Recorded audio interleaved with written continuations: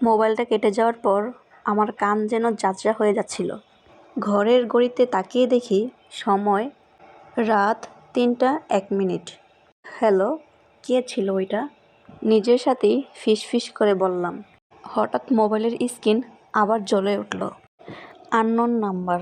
এবার আমি কল ধরলাম না, কিন্তু মুহূর্তের মধ্যেই একটি মেসেজ এলো।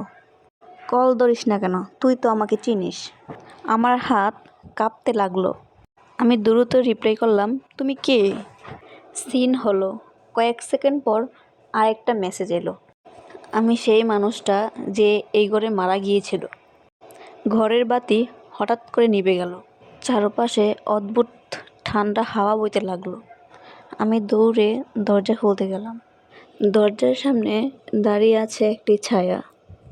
চেহারাটি স্পষ্ট না, কিন্তু চোখ দুটি একদম ঠিক সেই রকম, যেমনটা আমি মোবাইলের ওয়ালপেপারে বহু বছর আগে দেখেছিলাম।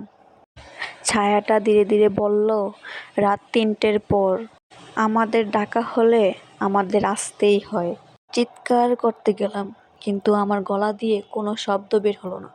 ঠিক তখনই মোবাইলের শেষ নোটিফিকেশন, পর্ব শেষ হয়নি, আমি আবার আসব। ঘড়িটির সময় বদলালো, রাত ৩টা ৩ মিনিট।